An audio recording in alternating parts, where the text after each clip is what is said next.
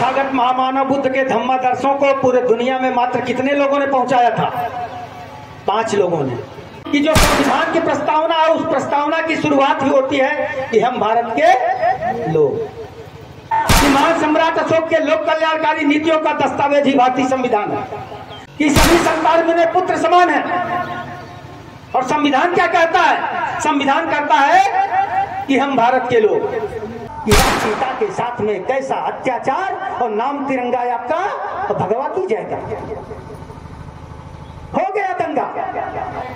मौसम की विषम परिस्थितियों पर चर्चा किया, संख्या पर चर्चा किया, लेकिन यहाँ जो भी लोग बैठे हुए हैं ये सारे के सारे लोग तथागत बुद्ध और महान सम्राट अशोक को अपना आदर्श मानते हैं।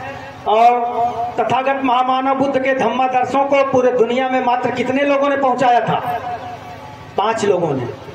तो हम लोग उसी आदर्शों पर कायम हैं। हम लोग डिगने वाले नहीं हैं, हम लोग भागने वाले नहीं हैं, हम लोग हारने वाले नहीं हैं। तो मैं अपनी बात यहीं से शुरू करता हूं। सबसे पहले इस भारत के भारतीय संविधान को नमन करते हुए जो आज का विषय है, तत्पश्चात राष्ट्र की एकता और अखंडता का पहचान तिरंगे की शान को नमन करते हुए महाकारुणिक करुणा के सागर विश्वगुरु तथागत महामानव बुद्ध के ज्ञान को नमन करते हुए इस खंडित भूभाग को अखंड भारत का दर्जा दिलाने वाले चंद्रगुप्त के योगदान को नमन करते हुए विश्व बंधुत्व वसुधैव कुटुंबकम का घोष करने वाले अशोक महान को नमन करते हुए शेरे बिहार भारत लेनिन बाबू जगदेव के बलिदान को नमन करते हुए शिक्षा के जनक, शिक्षा की जननी राजमाता सावित्रीबाई फुले और राष्ट्रपिता ज्योतिबा राव फुले के शैक्षिक योगदान को नमन करते हुए आज इस मंच पर उपस्थित हमारी मुख्य अतिथि महोदया जो हम लोगों के बीच से काफी देर तक आप चुकी, आप लोगों का समय बड़ा कीमती था, professor doctor Nirmala S Maurya जो कभी पूर्वांचल विश्वविद्यालय जौनपुर की कुलपति रही थी, मैं उनका भी आभार प्रकट करता हूं। हमारे बीच में भले नहीं है।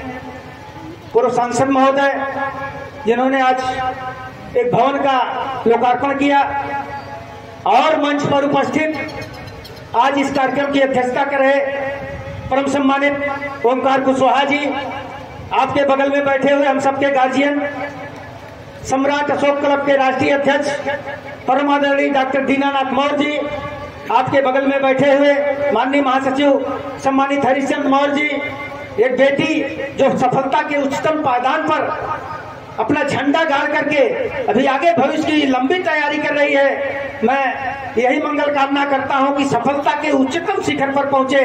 गंगा मौर्य, मैं आपका भी वंदन अभिनंदन करता हूं। आपके बगल में आपके पिता जो इसके काबिल आपको बनाए, आपका भी स्वागत वंदन अभिनंदन करते हुए हम सबके गार्जियन रहे, हमारे बड़े भाई, हमारा मार्गदर्शन करने वाले यशस्वी के मुखिया परम सम्मानित सत्यनारायण मौर्य जी का मैं हार्दिक स्वागत वंदन अभिनंदन करते हुए हम लोगों के बीच में पूज्य धम्मगुरु हमारे आदर्श पूज्य भिक्षु धम्मशरण जी, मैं आपको भी वंदनामी करते हुए पीछे बैठे हमारे तमाम साथी और इस आयोजन में लगे हुए तमाम साथियों का हार्दिक स्वागत वंदन अभिनंदन करते हुए हमारे बीच में भ्राता तुल्य नौजवान साथियों, पिता तुल्य बुजुर्गों, माताएं बहनें, भारत के भविष्य छोटे बच्चे, मैं सबका सम्राट अशोक क्लब केंद्रीय कार्यालय सिद्धार्थनगर जमानिया गाजीपुर उत्तर प्रदेश भारत की तरफ से बहुत बहुत हार्दिक स्वागत वंदन अभिनंदन करते हुए मैं सबसे पहले इस पावन पवित्र भूमि जो मेरी गुरु भूमि रही है, मेरी वैचारिक जन्म भूमि रही है, मैं इसको सत बार नमन वंदन अभिनंदन करते हुए साथियों जो आज का विषय है उस आज के विषय पर मैं आता हूं कि आज का जो विषय है वो विषय है भारतीय संविधान की प्रस्तावना एवं भारतीय समाज। तो साथियों आज ये विषय एक ऐसे सरजमी पर यह विषय बिंदु दिया गया है जो सरजमी किसी परिचय का मोहताज नहीं है। और उसी परिचय के कड़ी में मैं स्मृति शेष परम सम्मानित सुभाष सिंह मौर्य जी को भी मैं सत नमन करता हूं, जिन्होंने इस सम्राट अशोक क्लब रूपी पौधे को लगाया, जो आज एक बहुत बड़ा वट वृक्ष बन करके भारत के बहुत बड़े भूभाग पर वैचारिक क्रांति का काम कर रहा है। ऐसे महापुरुष को भी मैं नमन करता हूं। और इसी सरजमी पर दुश्मनों का दांत खट्टा करने वाले परमवीर चक्र विजेता वीर अब्दुल हमीद को भी मैं नमन करता हूं, जो इसी जन्मभूमि पे पैदा हुए। मैं सबको नमन बंधन अभिनंदन करते हुए साथियों विषय पर आता हूं कि आज का जो विषय है भारतीय संविधान की प्रस्तावना एवं भारतीय समाज, तो शायद बहुत सारे हमारे बुद्धिजीवी लोग बैठे हुए हैं, बहुत सारे हमारे सम्मानित साथी वकालत का पेशा भी करते होंगे, LLB पढ़ते होंगे, खूब अच्छी तरह जानते होंगे, या बहुत सारे लोग जो राजनीतिक क्षेत्रों में काम कर रहे हैं, सामाजिक क्षेत्रों में काम कर रहे हैं, वो भी जानते होंगे। विषय बड़ा गहरा है और शायद इस विषय पर अगर चर्चा किया जाए तो एक आध दिन भी कम लग सकता है मेरे मित्रों। लेकिन मैं कुछ महत्वपूर्ण चीजों की तरफ आपका ध्यान आकर्षित कराना चाहता हूं कि जो संविधान की प्रस्तावना है, उस प्रस्तावना की शुरुआत ही होती है कि हम भारत के लोग। बात यहां अशोक की भी हुई, तो चूंकि कई सारे लोगों ने कहा, हमारे सम्मानित हरिश्चंद्र जी ने भी उस बात का जिक्र किया, तमाम लोगों ने कहा कि महान सम्राट अशोक के लोक कल्याणकारी नीतियों का दस्तावेज ही भारतीय संविधान है, जो उन्होंने लोहे के कलम से पत्थरों पर उकेरा। इस 100% सच्चाई है साथियों। भगवान बुद्ध के धम्म को महान सम्राट अशोक के लोक कल्याणकारी नीतियों को भारतीय संविधान में पिरोया गया। इसी बात को महान सम्राट अशोक ने कहा था धौली शिलालेख में कि सभी संतान मेरे पुत्र समान है। और संविधान क्या कहता है? संविधान कहता है कि हम भारत के लोग। महान सम्राट अशोक का एक और से बहुत सारे शिलालेख है, एक और शिलालेख है गिरनार शिलालेख, बहुत महत्वपूर्ण है। शायद इसमें जिक्र भी है, जो पंपलेट छपवाए हैं, मैं शायद सही कह रहा हूं या तो आप लोग देखिएगा कि नास्ति ही कम तरम सर्वलोकित अप्पा, सर्वलोकित से बढ़ के दूसरा कोई कार्य नहीं।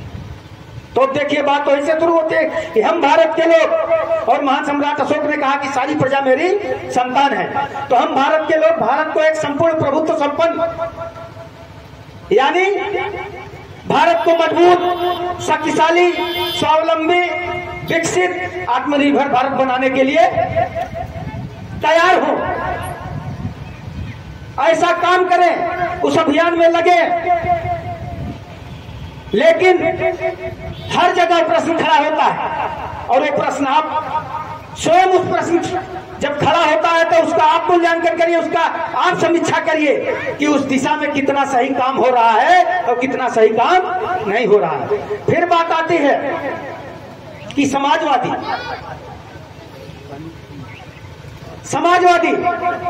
पंथ निरपेक्ष, लोकतंत्रात्मक राज, अभी आगे बढ़ते जाइए। समाजवादी, ये समाजवादी शब्द केवल कहने में अच्छा नहीं है। समाजवादी अगर कहा जाता है तो उसको अमली जामा पहनाने की भी जरूरत है। किसको? जो व्यक्ति कहता है कि मैं समाजवादी हूं, या फला संगठन समाजवादी है, या फला पार्टी समाजवादी है। मैं किसी को इंगित नहीं कर रहा। समाजवाद की परिभाषा क्या है? समाजवादी है क्या? समाजवाद की परिभाषा और समाजवादी शब्द को सबसे बढ़िया अगर किसी ने परिभाषित किया, उस क्षेत्र में काम किया, तो भारत लेनिन शेरे बिहार बाबू जगदेव प्रसाद ने किया, और किसी ने आज तक नहीं किया। ये बात मैं दावे के साथ कहता हूं। कैसे किया, इस बात को समझे। बाबू जगदेव प्रसाद ने कहा था, उनकी एक बात थी कि सबको इज्जत सबको काम। पढ़े होंगे ना कि सबको इज्जत सबको काम, वरना होगी नींद हराम। और राष्ट्रपति हो या चपरासी की संतान, सबको शिक्षा एक समान। तो क्या जो लोग समाजवादी का लेबल लगा करके चल रहे हैं परफेक्ट है? बोलिए आप लोग कुछ आवाज दीजिए, यहाँ मूल्यांकन करिए कि समाजवाद, अगर हम लोग इस विषय को बनाए हैं और इस विषय को लेकर के चल रहे हैं, तो हमारा आपका दायित्व भी बनता है कि इस विषय का सबसे बढ़िया मूल्यांकन, सबसे बढ़िया समस्या हमारे अपने लोगों को करना है, और इस विषय पर सोचना है, और इस विषय पर अग्रिम पंक्ति में खड़ा होकर के काम करने की जरूरत है। और मैं बहुत बहुत साधुवाद, बहुत बहुत धन्यवाद देना चाहता हूं हमारे सम्राट अशोक क्लब के जाबाज क्रांतिकारी साथी, जिसका नेतृत्व खास तौर से हमारे सम्राट अशोक क्लब के पूर्व अध्यक्ष परमादरणीय डॉक्टर रविंद्र मौर्य जी संवैधानिक मूल्यों को लेकर के, चाहे वो संविधान की प्रस्तावना हो, चाहे तमाम ऐसे कार्यक्रम हो चुकी, मैं व्हाट्सएप के माध्यम से आपके विद्यालय से लेकर तमाम जगहों पर आपके नेतृत्व में, आपके मार्गदर्शन में जहां कहीं भी इस तरह का आयोजन होता है उसमें आप बखूबी निभाने का कार्य करते हैं, तो मैं आपका भी बहुत बहुत आभार प्रकट करता हूं। अब बाकियों साथियों बात आती है पंथ निरपेक्ष। अब पंथ निरपेक्ष शब्द को समझ लिया जाए, यानी सर्वधर्म समभाव। और सर्वधर्म समभाव को सबसे पहले किसने अंगीकार किया, उस दिशा में काम किया? तो सर्वधर्म समभाव को सबसे पहले अगर किसी ने सबसे पहले अंगीकार किया, उस क्षेत्र में काम किया, तो तथागत महामानव बुद्ध विश्वगुरु, जिन्हें जगत गुरु विश्वगुरु कहा गया, और उसके बाद उस चीज को लोहे के कलम से पत्थरों पर अगर उकेरने का काम किसी ने किया, आम जनमानस में फैलाने का काम किसी ने किया, तो देवानाम प्रिय प्रियदर्शी विजयी विश्व अशोक महान ने किया। इसी शब्दों को हमने अपने शब्दों में पिरोया है कि विश्व गुरु था अपना भारत, विश्व गुरु था अपना भारत, समता करुणा थी पहचान, तक्षशिला नालंदा से फैला दुनिया में धम्म का ज्ञान, तक्षशिला नालंदा से फैला दुनिया में धम्म का ज्ञान। लोकतंत्र का पहला शासक विजयी विश्व अशोक महान, लोकतंत्र का पहला शासक विजयी विश्व अशोक महान, विजयी विश्व अशोक महान ने लोकतंत्र के पहले शासक थे। आज भले लोग लोकतंत्र की दुआई दे, लेकिन आज भी उसके साथ कहीं न कहीं नाइंसाफी की जा रही है। उस नाइंसाफी को समझने के लिए ही आज के इस विषय बिंदु को रखा गया है। और किसी साथी ने जो शायद इस विषय को रख रहे थे, जब वो विषय प्रवर्तन कर रहे थे, तो इस तरफ काफी कुछ आपने इंगित किया था। और आज क्या हो रहा है? अब आज के परिवेश में सोचिए कि सर्वधर्म की संभाव ऐसा नहीं कि अपने धर्म की बड़ाई और दूसरे धर्म की निंदा। महान सम्राट अशोक ने अपने शिलालेखों में लिखवाया कि जो व्यक्ति अपने धर्म की बड़ाई करता है और दूसरे धर्म की निंदा करता है, तो समझिए अपना कब्र स्वयं खोद रहा है, वो अपने धर्म की बुराई कर रहा है। तो ये सर्वधर्म संभाव नहीं है, ये पंथ निरपेक्ष नहीं है। लेकिन आज हो क्या रहा है कि सत्ता के शिखर पर बैठे व्यक्ति, नीति नियंता और ऐसे लोग जो उच्चतम शिखर पर हैं, मैं किसी का नाम नहीं लेता, मैं किसी पार्टी का नाम नहीं लेता हूं, लेकिन मैं इतना जरूर कहना चाहता हूं कि member of parliament, member of legislative assembly, जो संविधान की शपथ खा करके वो जाते हैं, उनके द्वारा क्या किया जाता है? वही व्यक्ति जब कहता है कि अरे मैं तो अमुक धर्म को मानने वाला हूं, मैं दिवाली नहीं मनाता, अरे मैं तो अमुक धर्म को मानने वाला हूं, मैं होली नहीं मनाता, अरे मैं तो अमुक धर्म को मानने वाला हूं, मैं ईद नहीं मनाता, मैं तो अमुक धर्म को मानने वाला हूं, मैं क्रिसमस डे नहीं मनाता, मैं तो अमुक धर्म को मानने वाला हूं, मैं बुद्ध जयंती नहीं मनाता। तो आप लोग तय करिए कि इससे क्या ये न्याय है भारतीय संविधान के साथ? ये न्याय नहीं है, ये भारतीय संविधान के साथ अन्याय है मेरे। और अन्याय है कि थोथे भाषण की बात नहीं है, इसको हम लोगों को जन जन में पहुंचाना है। जैसे हमारे संगठन के माध्यम से ये बात कहा जाता है कि जब कभी पल्स पोलियो का अभियान चला था ना, तो एक नारा लगाया गया था कि एक भी बच्चा छूटा तो सुरक्षा चक्र टूटा। हमारे जिला महासचिव राजकुमार मास्टर साहब खूब मूड़ी सर हिला रहे हैं। अब आप लोग जानते होंगे भाई, आप कदम से कदम मिलाकर खूब चल रहे हैं। आगे हमारे शिव गोविंद मंडल प्रभारी महोदय बैठे हैं, आप लोग भी हाँ में हाँ मिला रहे हैं। तो ऐसे ऐसे सुरमाओं की जरूरत है। यानी कहने का मतलब सम्राट अशोक क्लब का एक भी बंदा ऐसा नहीं है कि जो भारत के संवैधानिक मूल्यों की रक्षा के लिए तन मन धन से तैयार नहीं है। हर वो व्यक्ति तैयार है, लेकिन उसकी क्षमता कितनी है? अपने क्षमता के अनुसार कार्य कर रहा है। लेकिन जरूरत आज है असीम क्षमता वालों की। अगर असीम क्षमता वाले इस दिशा में काम करना शुरू कर दे साथियों, तो जो सम्राट अशोक क्लब 25 वर्षों से चिल्ला रहा है, शायद उसमें सफलता दिन दूनी रात चौगुनी आज से ही मिलना शुरू हो जाए। और एक चीज मैं आप लोगों को दावे के साथ कह सकता हूं, मैं भी उसी सदन का हिस्सा हूं। सम्राट अशोक क्लब रहे होंगे अपवाद स्वरूप बहुत सारे संगठन, बहुत सारे लोग, लेकिन सम्राट अशोक क्लब एक ऐसी संस्था है कि सबसे पहले भारतीय संविधान को शीर्ष पर रख करके अगर कोई कार्यक्रम की शुरुआत करने वाली पहली संस्था भारत की है तो सम्राट अशोक क्लब है। मैं दावे के साथ कर सकता हूं साहब, और उसने सिद्ध किया। तो इसलिए सम्राट अशोक क्लब के आयोजन में, सम्राट अशोक क्लब के नियोजन में, सम्राट अशोक क्लब के नेतृत्व में हम सारे तमाम वरिष्ठ कनिष्ठ साथी काम कर रहे हैं और इस दिशा में काम हो रहा है साथियों। और हम लोग जाति संप्रदाय की बात नहीं करते, बात राष्ट्रवाद की होनी चाहिए, बात समता समानता दया करुणा मैत्री की होनी चाहिए। लेकिन आज हो क्या रहा है इसको खूब अच्छे से समझने की जरूरत है। और इसीलिए यह कहा गया है, अगर आज से हम लोग देखना शुरू कर दें, आज से मूल्यांकन और समीक्षा शुरू कर दें, तो आज का जो ये विषय बिंदु दिया गया है, इस विषय बिंदु पर ईमानदारी से अगर भारत आजाद हुआ तो आज तक ईमानदारी से जिस तरह से काम होना चाहिए उस तरह से काम नहीं हुआ। ये बात सच्चाई के साथ कहा जा सकता है। क्योंकि महान सम्राट अशोक ने उसी बात को कहा था कि भाई हम नियम कायदे कितने भी बढ़िया बनाए, अगर इन नियम कायदों का पालन नहीं होगा ईमानदारी पूर्वक तो उसका कोई मतलब नहीं है।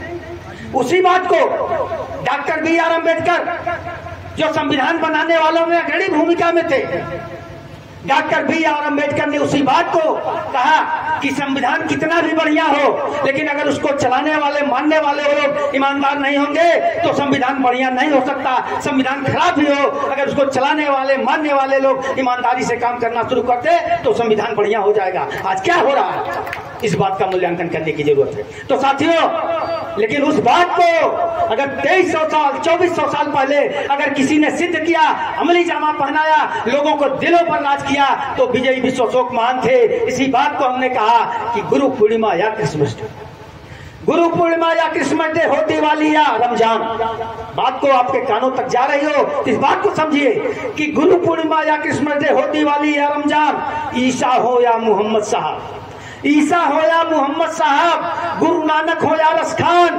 गाड कहो या कह दो ईश्वर, गाड कहो या कह दो ईश्वर, अल्लाह कहो भगवान, अरे सर्वधर्म को माना जिसने, विजयी विश्व अशोक महान, विजयी विश्व अशोक महान, विजयी विश्व अशोक महान। गर्व से सीना चौड़ा हो जाता है। अभी हमारी एक बहन बैठी थी, वो चली गई, भाई समय भा था, कह रही थी कि गर्व से सीना हो जाता है कि हम उस वंश के औलाद हैं, हमारे अंदर वो खून पानी है। बिल्कुल सही बात है, लेकिन हमारे दादा अगर देसी घू खात रहे तो झुआ का हमरे गट्टवा में दम न रहे। हमारे दादा अगर देसी घी खात रहे और गट्टा फुलावत है तो दम हमारे अंदर नहीं रहेगा। हमको प्रेरणा मिल सकती है, हमको स्वयं देसी घी खा करके अपना पौरुष दिखाना होगा, तब बात बनने वाली है, इसके अलावा बात बनने वाली नहीं है मेरे मित्रों। तो पौरुष किस बात का है? क्योंकि हम लोग सब लोग जानते हैं हम लोग संहारवादी संस्कृति के पोषक नहीं है, हम लोग सुधारवादी संस्कृति के पोषक हैं। हम लोग समता से, करुणा से, मैत्री से, जैसे कहा गया है ना कि नफरत करने वालों के सीने में प्यार भर दूं, मैं वो परवाना हूं पत्थर को मोम कर दूं, मैं वो परवाना हूं पत्थर को मोम कर दूं। तो समता, करुणा, मैत्री के दम पर बहुत कुछ किया जा सकता है। और आज का जो विषय बिंदु है ये बहुत बड़ा विषय बिंदु है, बड़ा चुन करके आप लोगों ने विषय बिंदु रखा। मैं जब तो सुना तो मेरा सीना गर्व से चौड़ा हो गया कि भाई हम लोग इस विषय पर काम कर रहे हैं और आज ये विषय बिंदु जगह जगह दिया जा रहा है आप लोगों के माध्यम से, तो बहुत अच्छी बात है मेरे मित्रों। इसके बाद बात आती है लोकतंत्रात्मक गणराज्य। बात शुरू होते ही कहां से कि हम भारत के लोग भारत को एक संपूर्ण प्रभुत्व संपन्न समाजवादी पंथ निरपेक्ष लोकतंत्रात्मक गणराज्य बनाने के लिए, अब लोकतंत्रात्मक गणराज्य क्या है? लोक प्लस तंत्र, माने जनता का नियम जनता के लिए, जनता के द्वारा, यही है हो रहा है। इसमें भी बड़ा घोटाला हो रहा है, बड़ा पक्षपात किया जा रहा है। और क्यों किया जा रहा है? इसलिए